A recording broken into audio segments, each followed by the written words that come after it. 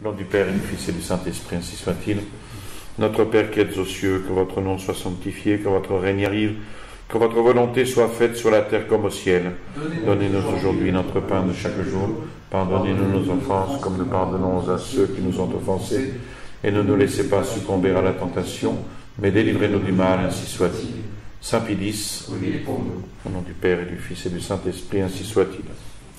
Alors nous poursuivons la réponse du cardinal Delay au cardinal Maffy.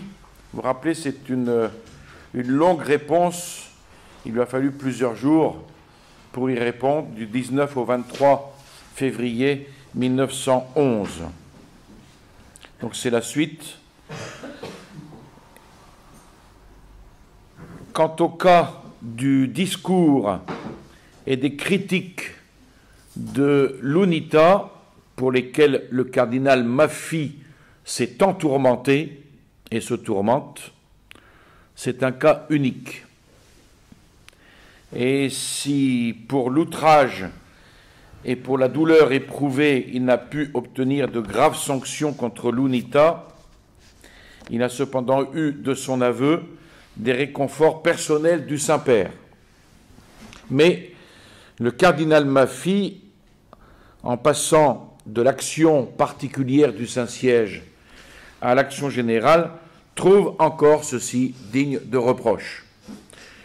Et j'oserais faire noter ceci, écrit-il, procédé pernicieux du Saint-Siège, même par rapport à des documents plus solennels, certaines dispositions si absolues ou si détaillées ne sont pas applicables. Et dans la pratique, il vaut mieux laisser agir les évêques. Voyez certaines dispositions de Ne Temere et de Pascendi, deux textes de Saint Pie X. Et pour Sacrorum Antistitum, ne dût-on pas tout de suite tempérer? Il est bon de corriger, mais la correction trahit une erreur.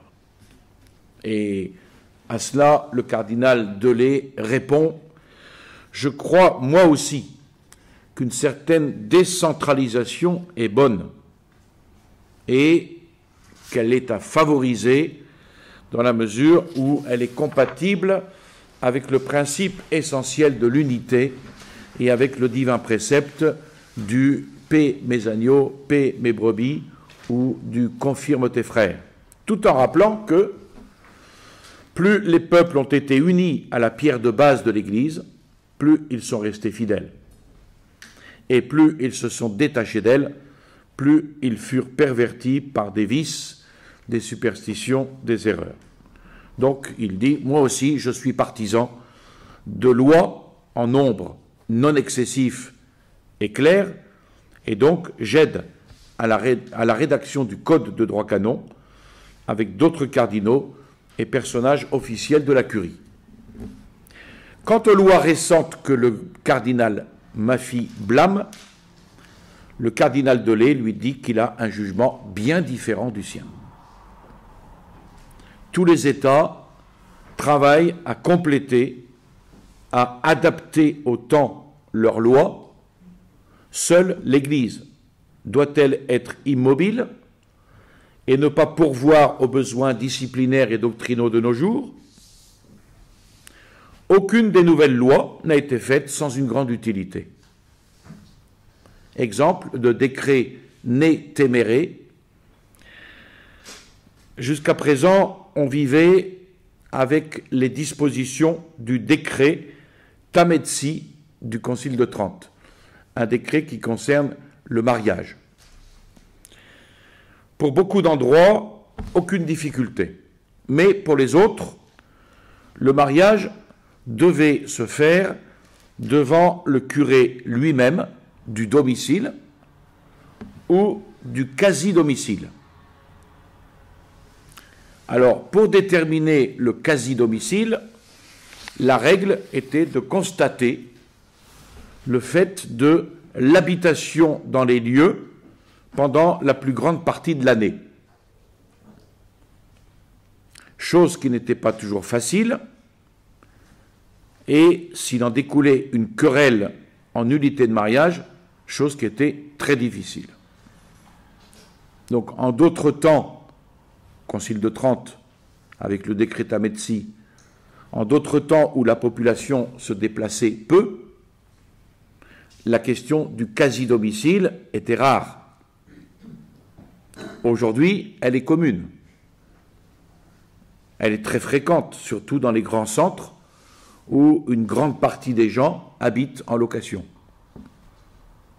Et ainsi, on devait voir souvent annulés comme clandestins des mariages pourtant célébrés avec grand éclat, parce que la mariée et le marié, peu de jours avant les noces, avaient changé de maison et étaient allés dans une autre paroisse. Donc le désordre et le scandale étaient si graves qu'à Cologne, à Paris, à Bruxelles, les curés pensèrent, avec l'approbation de leurs évêques, à se donner mutuellement délégation pour célébrer tous les mariages des citadins. Mais c'était une confusion, on ne pourvoyait pas à tout, alors est-ce qu'on pouvait continuer de cette manière? Donc voici une des raisons, et ce n'était pas la seule, des raisons de ce décret Nétéméré.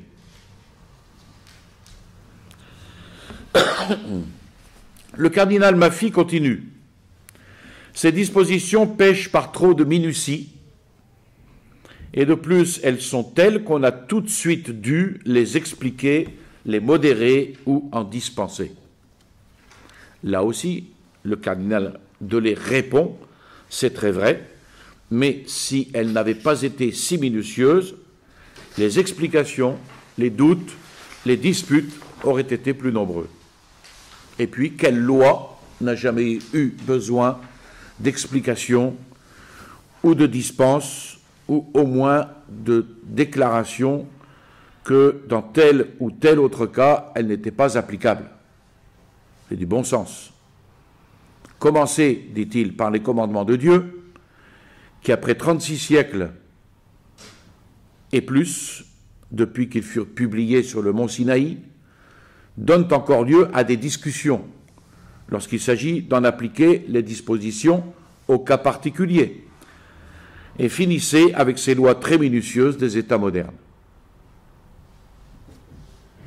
Dites-moi s'il existe une loi qui n'ait pas donné lieu à des questionnements, à des doutes, à des déclarations disant qu'elle n'était pas applicable. Voyez les canons tridentins du Concile de Trente, le Decreta Metsi lui-même, les prescriptions sur les titres, l'âge de l'ordination sacrée, etc. À combien de difficultés et à la nécessité de combien de dispenses n'ont-ils pas donné lieu? Est-ce pour cela que ces prescriptions et ces canons seraient blâmables? Voilà la réponse, toute de bon sens, du cardinal Delay. Ensuite, le cardinal Maffy signalait dans sa lettre, comme exemple de contradiction, le décret prohibant la lecture des journaux dans les séminaires et la lettre au cardinal Vasari.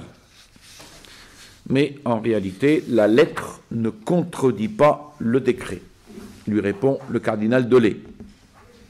Elle explique aux évêques que la loi étant ferme, les séminaristes ne doivent pas avoir les journaux, les supérieurs et les maîtres pouvant cependant lire ou faire lire aux élèves certains passages ou certains articles qu'ils croient utiles ou nécessaires de porter à leur connaissance.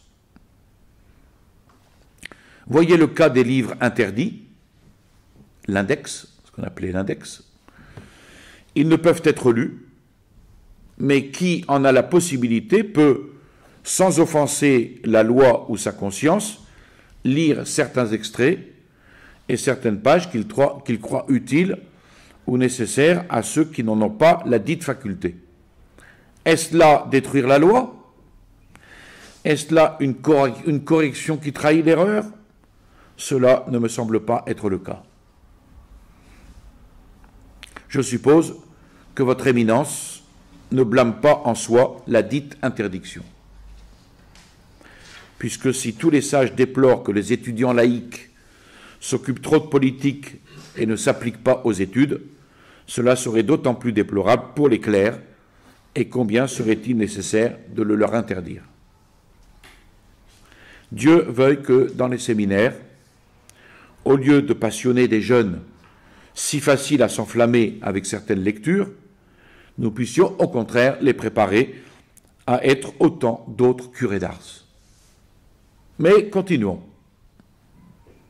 Votre Éminence, après tant de préambules variés et pénibles, en arrive à la conclusion.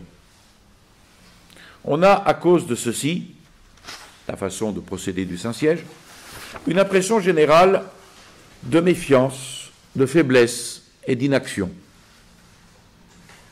On sait qui fait la brèche, mais après avoir mis en place le système de frapper à coups de bâton par la brèche, plus que de vouloir s'occuper du bien, le plus grand nombre s'est voué à ne rien faire. Ainsi, ils sont tranquilles. Et un peu plus loin, le cardinal Maffy poursuit, « Celui qui a tenté d'agir et n'a pas réussi a eu tous les malheurs, et je l'ai vu, non pour moi, mais de mes propres yeux. » Alors peut-être ici, dit le cardinal Delay, votre Éminence fait-elle allusion au cas de Monseigneur Cazzani. Je ne nie pas qu'après la visite, on lui ait écrit assez sévèrement, bien que dans le ton voulu. Mais pour dire qu'on a mal agi, il faut avoir tout sous les yeux. Du reste, ne fut-il pas accueilli avec bienfaisance et affection, avec ses justifications? Le cardinal Maffy poursuit. Que faire? Rien. Voici pratiquement ce que l'on a réussi. Les évêques, apeurés, attendent d'une heure à l'autre les ordres et les dispositions pour des faits isolés, concrets dans leur diocèse, ordres qu'ils voient parfois en contradiction avec le véritable bien, et ils ne savent que faire. Dans le monde, en contact avec les populations et avec les évêques, on voit et on entend beaucoup de choses. Cela veut-il dire que le pape et les cardinaux de Rome ne savent rien de toutes ces choses? Répond le cardinal Delay, cela me paraît excessif. Je me sers de toutes mes documentations pour mes rapports avec l'UNITA et avec Livourne, et si jamais un jour on devait les publier, je n'en souffrirais certainement pas. Pour Milan et pour le cardinal Ferrari, il en serait tout autrement. On devra certainement raconter l'histoire de ces faits un jour, et je crois que l'histoire confirmera le jugement qui est commun aujourd'hui, c'est-à-dire la condamnation du Saint-Siège. Sera-ce aussi le jugement de Dieu? Je ne le sais pas. Et ici, je m'agenouille et je prie que le Seigneur nous sauve. Ainsi se termine la lettre du cardinal Maffy. Alors, le cardinal Delay voudrait croire que le cardinal Maffy a écrit cette lettre dans une de ces heures qui parfois traversent l'esprit humain, dans lesquelles tout apparaît dans l'obscurité et la désolation. Mais il repense à certaines de ces conversations et de ces lettres, et il se demande, en est-il ainsi? Je repense à ce que j'ai lu, et j'ai toujours cru comme une fausseté, au moins dans la rudesse des expressions. Mais le professeur Brune de Fribourg, de retour d'un voyage en Italie en mai 1909, ébruita, me semble-t-il, c'est ce que j'ai lu, que les cardinaux Ferrari et Maffy lui avaient dit que la politique de Pidis et du secrétariat d'État était désastreuse. Je ne peux pas me persuader, et je n'admets pas du tout que votre Éminence, et encore moins le cardinal de Milan, ait pu parler de cette manière devant un laïc. Mais puis-je exclure que vous l'ayez laissé entrevoir? puisque votre pensée apparaît clairement dans votre dernière lettre, la bouche parle de l'abondance du cœur, et alors? Je souhaite que si un jour la Providence appelle votre éminence à la tête de l'Église, et que voyant les choses comme alors vous les verrez dans la droiture de votre âme, avec les lumières que vous aurez certainement de Dieu, et qui ne peuvent manquer, vous adoptiez une orientation que vous croirez juste. Je souhaite qu'alors vous ne trouviez pas sur votre route un censeur aussi sévère.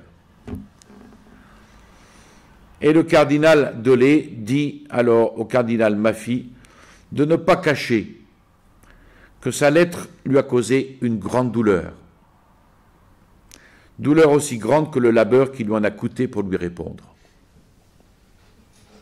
Puisqu'il est assez amer de travailler et d'user sa vie, comme tous ici nous le faisons, avec les plus droites intentions, et, quoi qu'on en dise, selon les directives du pontife, et de s'entendre ensuite répéter, et par un cardinal, vous ruinez l'Église, vous opprimez l'épiscopat, vous tuez toute activité, nous tuons toute activité, tout au plus une seule, et dans un domaine particulier, l'activité sociale et politique, celle que vise et caresse l'Unione.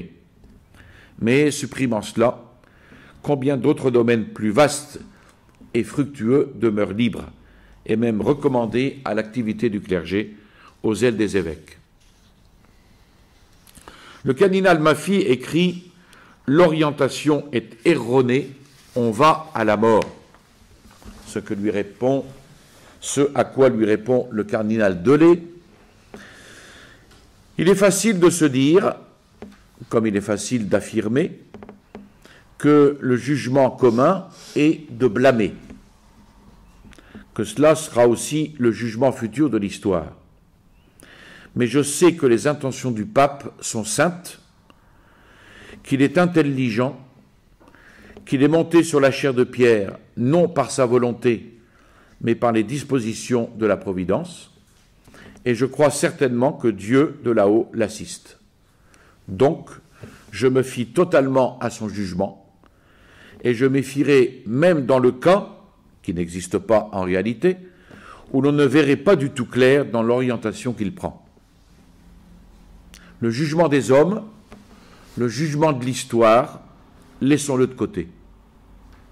Combien de fois celui-ci est différent des jugements de Dieu, et Dieu absout ce que le monde condamne.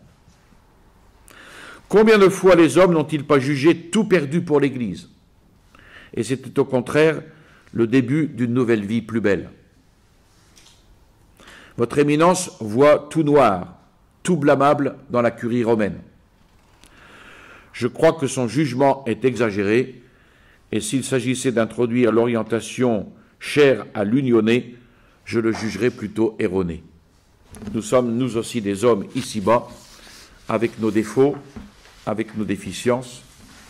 Combien de fois, moi aussi, dans mon humble personne, je pense que Dieu a choisi ce qu'il n'y a pas de plus faible dans le monde, ce qu'il y a de plus faible dans le monde.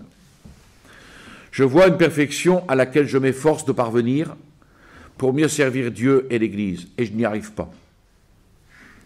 Mais alors, la pensée que Dieu regarde les bonnes volontés me réconforte, et je tiens compte de cela, quoi qu'en pensent les hommes.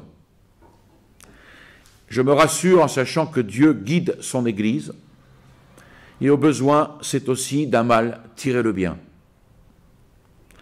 Je ne prétends certainement pas faire changer vos convictions. Je serais content si seulement je pouvais jeter un petit doute sur leur justesse. Mais il me paraît nécessaire de dire quelque chose pour montrer que du côté opposé aux vues de votre Éminence, il y a des raisons et des arguments de bonne défense qui permettent de ne pas rester sous le poids de tant d'accusations si lourdes sans un mot de justification. Comme vous le voyez, c'était plus qu'un mot de justification. Alors, il est intéressant de voir que le Saint Pie X envoie un billet au cardinal Delay, très court, le 26 février 1911, étant donné l'ampleur des problèmes touchés par le cardinal Maffy, le cardinal Dolé va alors soumettre à Pidis la réponse qu'il a donnée au cardinal Maffy par cette lettre du 19 au 23 février. Et Pidis lui rend alors cette réponse par un billet à caractère confidentiel, dont voici la teneur. Que Dieu vous récompense aussi du sacrifice que vous avez fait de tant d'heures de travail pour donner la réponse magnifique à la lettre qui vous a été adressée avec si peu de bon sens. Si l'auteur a gardé copie de sa lettre, en lisant la réfutation, il devra certainement rougir d'avoir si mal engagé le problème, ce qui lui donne de tels résultats. Combien deviennent petits certains hommes qui se croient grands? Et comment, sans le vouloir, se révèlent-ils? C'est bien là le modernisme. La réponse est assez cinglante. C'était un billet confidentiel. Après, évidemment, on l'a retrouvé dans les archives. Mais... Alors, le cardinal Maffy continue une nouvelle lettre au cardinal Dolé du 25 février 1911. C'est-à-dire un jour après le billet de Saint-Pidis. Donc après avoir reçu la longue lettre du cardinal Dolé, le cardinal Maffy répond tout de suite par cette lettre, dans laquelle il reconnaît avant tout avoir écrit sa lettre du 10 février dans un moment de tension. Il se justifie ensuite de l'accusation personnelle qui fut avancée d'avoir manifesté certains jugements sur le gouvernement de Pidis en présence du professeur Brune de Fribourg. Quant au reste, il n'apporte aucun fait concret qui appuie ces graves remarques et qui puisse infirmer les arguments du cardinal Dolé. Or, cette lettre fut aussi présentée au Saint-Père, qui y apposa des annotations, elles sont peu nombreuses, en relevant justement les côtés déficients de la réponse, laquelle fut ensuite envoyée au cardinal Dolé avec un billet de Pidis lui-même.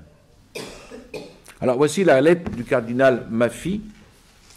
D'abord, il regrette d'avoir déplu au cardinal Dolé et de lui avoir fait perdre trop de temps. Mais, écrit-il, si Dieu me prête vie, je n'écrirai plus pendant 3 ans. On va voir plus tard que il va enfreindre cette promesse. Il précise quand même, je n'écrirai plus pendant 3 ans, du moins de telles lettres. Et espérons que 3 ans ne suffiront pas à recréer une telle tension. La paix sera plus longue, je l'espère et je le désire. C'est la première fois que m'arrive le jugement de Brune qui, je crois, même atténué, ne reflète pas la vérité, car je ne crois pas m'être jamais permis de telles expressions. Pas même indirectement, ni de façon voilée avec des profanes. Si j'ai quelque chose à dire, je le dis. À qui de droit ou à qui doit le savoir, ainsi que je l'ai fait avec votre éminence. Ainsi, je rejette les identifications de personnes que votre éminence se permet. Je me permets à nouveau de confirmer que je m'en rapporte à des faits concrets. Et Saint-Pidis annote ici, mais qu'ils les disent, ces faits concrets. Je me permets à nouveau de confirmer que je m'en rapporte à des faits concrets et positifs dans toute ma lettre. Je ne crois pas cependant que le secrétaire soit la secrétairerie, loin de là. Mais très souvent même, le portier peut mal faire. Votre éminence montre qu'elle doute de ma reconnaissance envers Rome. Non, non. Si une telle pensée vous trouble, effacez-la. Je sais, je revois, je mesure chaque jour les innombrables délicatesses et courtoisies, ainsi que les grâces que je reçus là, ainsi que ma reconnaissance pour le Saint-Père. Et là, Saint-Pidis annote, Nous sommes au refrain habituel, avec le pape et pour le pape, mais pas avec ceux, imaginaires, qui l'entourent. Je reçus là, ainsi que ma reconnaissance, je mesure chaque jour les innombrables délicatesses, ainsi que les grâces que je reçus là, ainsi que ma reconnaissance pour le Saint-Père, qui ne diminuera jamais, comme je n'oublierai jamais l'aide que votre éminence m'apporta à Ravenne et ici. De même, je ne crois pas pouvoir me reprocher un moquement d'obéissance envers le Saint-Siège. Que serais-je s'il n'en était pas ainsi? Je crois cependant mieux servir en disant, peut-être crûment mais sincèrement, le résultat des observations faites, qu'en me limitant à applaudir et à dire « bien ». Si j'agissais ainsi, je me tromperais, mais je ne m'en crois pas capable, d'autant que pour estimer et admirer les personnes, je ne crois pas être le dernier. Et le cardinal Maffy dit être consolé par une chose de la lettre du cardinal Delay, c'est la question sur les journaux. Dans votre lettre, votre éminence dit, à propos des journaux, faut-il les écraser? Non, les corriger. Et Saint Pidis met en annotation, qu'a-t-il fait pour corriger l'UNITA? Il s'est dédaigneusement retiré et a tout fait pour l'écraser. C'est là tout mon désir, poursuit Maffy, c'est-à-dire corriger les journaux. C'est là tout mon désir et le but de ma lettre. Et ce résultat, une fois obtenu, beaucoup de choses s'amélioreraient. Je me garderais bien de me faire l'avocat d'un journal, quel qu'il soit, mais s'ils étaient corrigés, avisés, guidés, que ne pourrait-on obtenir? Je le désire et fais des vœux pour cela. Alors, sur les faits concrets auxquels les deux lettres se rapportent, je ne crois pas devoir en parler. Et Saint Pidis annote qu'il parle s'il est un honnête homme, parce que c'est là son devoir. Peut-être les jugeons-nous à des points de vue ou avec des informations différentes et donc avec divergence. Laissez-les donc en paix et qu'ils soient ce qu'ils sont et cela suffit. Certes, le monde sera toujours ainsi. Il y aura des exagérés à la tête et d'autres à la queue. Ils s'équilibrent entre eux et le chariot roule bien. Vos dernières pages m'attristent, comme si vous insinuiez que je ne reconnais et que je n'aime ni les personnes ni l'autorité pour lesquelles je donnerai ma vie, que je n'admire pas et que je ne reconnais pas le travail laborieux, pénible que vous-même, Éminence, et d'autres aiment et accomplissent pour l'Église, et que j'ignore la tactique éternelle des semeurs de discorde. Non, Éminence, je ne mérite pas cela, ce n'est pas vrai, et votre Éminence ne me fera pas le tort de croire que je ne vous aime pas, et que je vous vénère et vous admire, que parce que j'ai cru pouvoir me fier à vous. Le billet de Pidis au cardinal Delay, donc du 28 février, vous voyez, c'est des successions de lettres en peu de temps. Donc Pidis a lu, il a annoté, comme on l'a vu, la lettre du cardinal Maffy, et il lui renvoie cette lettre, annotée donc, avec un billet. La réponse que je vous retourne ne pourrait être plus malheureuse, parce qu'il ne veut pas reconnaître son tort, et n'osant pas manifester ses sentiments, qui sont en parfait accord avec ceux des journaux qu'il protège. Il se tait. Aussi, avec votre verve, je crois que vous lui donnerez la réponse qu'il mérite. C'est-à-dire, vous lui clouerez le bec. Le cardinal Maffy avait promis de ne plus revenir sur la question du journalisme. Mais, nouvelle lettre du cardinal Maffy au cardinal Delay. Plus tardive, puisqu'il a quand même attendu quelque temps, hein, au moins un an. Le 31 juillet 1912, il écrit une lettre qui est la plus longue de toutes, 24 pages. Alors on ne va pas voir toutes les 24 pages, hein, parce qu'il y a quand même tout un tas de... C'est intéressant, mais il y a tout un tas de détails, hein, et qui traite uniquement de la presse catholique. On retrouvera d'ailleurs certaines de ces accusations qu'on a déjà vues avant. Donc la lettre se divise en deux parties. Dans la première partie, on parle du projet qui avait été proposé à Pise d'acquérir Il Corriere Toscano, un journal libéral, et de le transformer en journal catholique en le confiant au trust de la société éditrice romaine. Projet auquel il s'était intéressé, projet auquel s'était intéressé son secrétaire du cardinal Maffei, qui était Monseigneur Calandra. Alors cette partie a un intérêt local, mais ne vaut pas la peine d'être étudiée, ne vaut pas la peine d'être rapportée ici, elle n'est pas très, très intéressante. La deuxième partie, par contre, oui, elle est à lire. Le cardinal Maffei, après avoir exposé longuement la question du Corriere Toscano, reprend à fond la question du journalisme catholique. Et on sent que cette fois, il a voulu vider son sac.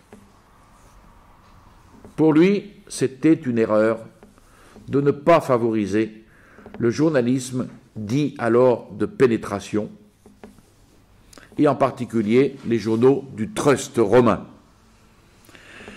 Aussi cherche-t-il à étayer sa thèse sur une argumentation ainsi que sur des données concrètes. La thèse du cardinal Maffei représente un point de vue pratique, sans aucun doute louable dans les intentions et qui s'appuie sur des données de fait qui étaient trop évidents pour ne pas être partagés par beaucoup et pour ne pas être pris en considération également par le Saint-Siège. Mais le Saint-Siège considérait le problème d'un autre point de vue, doctrinal, plus élevé et plus général, comme on va le voir dans la réponse donnée par le cardinal Delay, que nous verrons à la suite. Donc voyons cette deuxième partie de sa lettre. Il fait d'abord remarquer qu'on n'a pas donné l'importance qu'il fallait aux journaux et à l'action catholique. On sait très bien que la première action catholique est de faire des chrétiens. Mais peut-être n'a-t-on pas tenu compte des moyens pour réussir. Je voudrais que chaque évêque, un jour par semaine, assiste à la gare ou à la poste de sa ville à la distribution des journaux et des périodiques. Je suis persuadé qu'après avoir assisté 2 ou 3 fois à ce spectacle, qui correspond à une scène d'empoisonnement et d'assassinat général, il se demanderait qui opposait. Et je ne m'étonnerai pas qu'il se mette lui-même à écrire, à imprimer pour faire réparation. À Pise, j'ai 5000 copies de quotidiens, dont aucun n'est bon. Tous sont plus ou moins irréligieux ou même très mauvais. Ils ont au moins 20 à 25 000 lecteurs. Que faire pour ceux qui chaque jour avalent une dose de poison? On dit « donnez de bons journaux ». Mais il ne suffit pas que les journaux soient bons. Pour qu'ils fassent du bien, il faut qu'ils soient lus. Or, qu'espérer de journaux qui, à cause de la façon dont ils sont rédigés et à cause du retard des nouvelles qu'ils donnent, sont refusés par tous?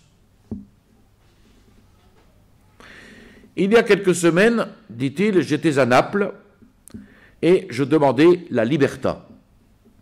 Les marchands de journaux de la gare escarquillèrent les yeux d'étonnement et les prêtres avec lesquels j'en discutais me parlèrent des conditions du journal et de son tirage limité. en ajoutant que beaucoup de membres du clergé ne s'arrêtent pas à la Libertà et s'adressent à d'autres journaux. Certainement pas des nôtres, pour avoir des nouvelles. À Gênes aussi, je fis, avec un S, demander dans les kiosques la Liguria del Popolo, inconnue. Quant à l'Unità Cattolica, le tirage, ce mois-ci, et avec l'appui de certains évêques, à 2700 exemplaires. Enlevez-en 900 donnés en hommage et échange, enlevez les invendus dont le nombre atteint parfois 300 copies par numéro, à combien se réduisent les abonnés? Et nous ne voulons pas discuter la pensée, les espoirs des divers abonnés et les offrandes qu'ils envoient, sur lesquelles on pourrait faire des observations. Quant à l'Osservatore Romano, qui est un des mieux rédigés, où entre-t-il? Et là où il entre, est-il lu? Qu'on le veuille ou non, on est contraint à reconnaître que dans l'invasion journalistique, tous ces quotidiens qui passent pour la crème des journaux catholiques sont en quantité insignifiante et négligeable. En dehors des salons de quelques prêtres, on ne les trouve nulle part, et qui les lit? On compte des lecteurs sur les doigts de la main, en étant obligé d'éliminer du nombre des lecteurs également. Certains abonnés en hommage à l'évêque, mais qui, libres, chercheraient tout autre chose. Je ne parle pas des hebdomadaires, tourment financier et moral permanent des évêques, rarement efficaces et rédigés par des personnes compétentes et selon de bons critères. Votre Éminence n'a pas exprimé sa confiance ni sa faveur dans le Labaro. Et pourtant, ce devait être l'enfant des catholiques de Milan. De Milan qui devrait même alimenter 2 quotidiens. Mais, selon la Riscosa, y a-t-il encore des catholiques à Milan?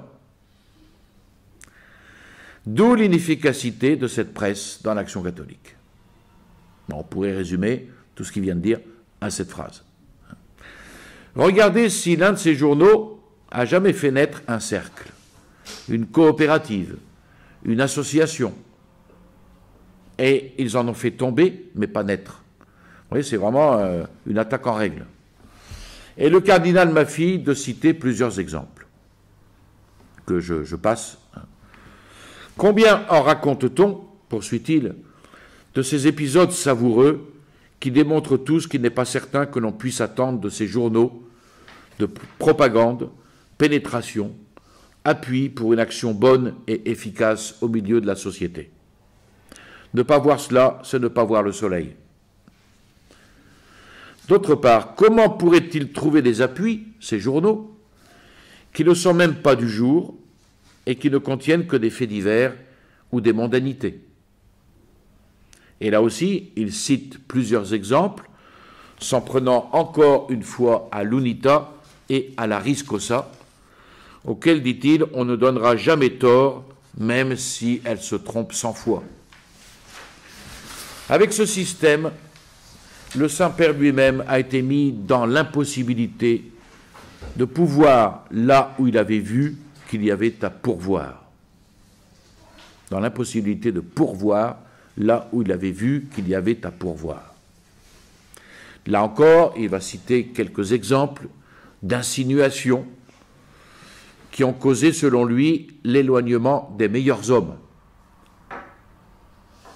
Restent des personnes, dit-il, qui parfois vinrent de Rome pour faire, dans leurs habits officiels, devant nos congrès, des déclarations très compromettantes. J'étais présent à l'une de ces déclarations.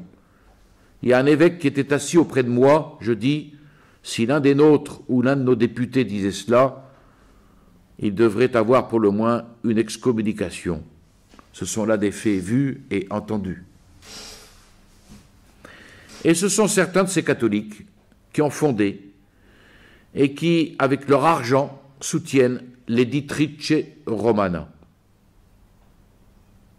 On ne veut pas le croire, et pourtant, il en est ainsi.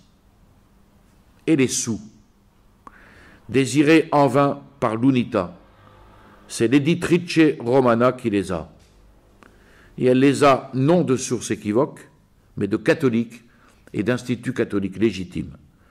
C'est une calomnie et un mensonge, dit-il, de dire ce que certains impriment et insinuent, que l'Editrice Romana reçoit les sous du gouvernement et de la maçonnerie elle-même. C'est une calomnie et un mensonge. L'Editrice Romana, c'est donc le trust. Plutôt parce que cela ne tire pas à conséquence. Il y a donc en Italie des catholiques généreux et sincères qui cherchent à tout prix à faire du bien. Et pourquoi ne pense-t-on pas à mieux utiliser ses forces? Faites bien attention, Éminence. Les catholiques qui forment l'Editrice Romana, si vous voulez faire attention à leur bien-être, n'auraient qu'à faire mourir leur société. En voyant tout promener, ils pourraient jouir de la vie et rester à la fenêtre pour jouir du spectacle de nous voir, nous, prêtres, tourner en dérision et frapper à coups de bâton. Ce n'est pas eux qui aspirent à être députés ou à recevoir des récompenses, certainement pas Grossoli ni Burgisser, qui, après avoir dépensé 10 000 lire pour soutenir l'UNITA à la mort de Sacchetti, se trouvera remercié d'une façon qu'il vaut mieux taire. Ce sont là les catholiques de l'Editrice. Pourquoi ne pas les aider? Pourquoi ne pas les encourager? Pourquoi ne pas les guider? On insiste en disant que les journaux du Trust ont des défauts. Et les autres, non? On dit que le Trust n'obéit pas. Mais avez-vous essayé de commander? On dit qu'ils disent des erreurs, mais leur avez-vous donné des correcteurs? Et là, le cardinal Maffy se lance dans une énumération très longue de faits, de récrimination acerbe, concluant « Mais pourquoi parle-t-on sans savoir? Et n'est-ce pas là calomnier ?» Nous nous plaignons de journaux qui ne sont pas bien faits et qui parfois se trompent. Mais qu'avons-nous fait pour avoir de bons journaux? Y a-t-il une école de journalisme? Et n'avons-nous pas amené les meilleurs des nôtres à abandonner la plume? Et pourquoi avons-nous fait sortir les prêtres des quotidiens de l'Editrice?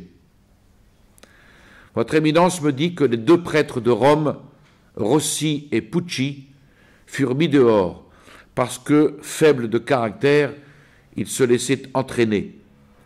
Mais alors pourquoi même les évêques ne doivent-ils pas s'en occuper? Pourquoi ailleurs a-t-on imposé aux prêtres de se tenir à l'écart? Votre Éminence comprend trop que ce n'est pas le caractère faible de Pucci ou de Rossi qui entre en jeu. Il y a autre chose. Puis, nous nous plaindrons des erreurs dans lesquelles tombent tous ces séculiers qui n'eurent peut-être pas le catéchisme du curé et qui écrivent avec de bonnes intentions mais sans cette assistance qu'ils s'étaient pourtant procurée. Quelqu'un a dit, et c'était un prélat authentique de Rome, qu'on voulait qu'ils se trompent pour pouvoir les frapper à coups de bâton. La phrase est cruelle et je n'y souscris pas, mais est-elle entièrement fausse? Suite à la prochaine édition. Je vous salue Marie, pleine de grâce, le Seigneur est avec vous. Vous êtes bénie entre toutes les femmes, et Jésus, le fruit de vos entrailles, est béni. Sainte Marie, Mère de Dieu, priez pour nous pauvres pécheurs, maintenant et à l'heure de notre mort, ainsi soit-il. Au nom du Père et du Fils et du Saint-Esprit, ainsi soit-il.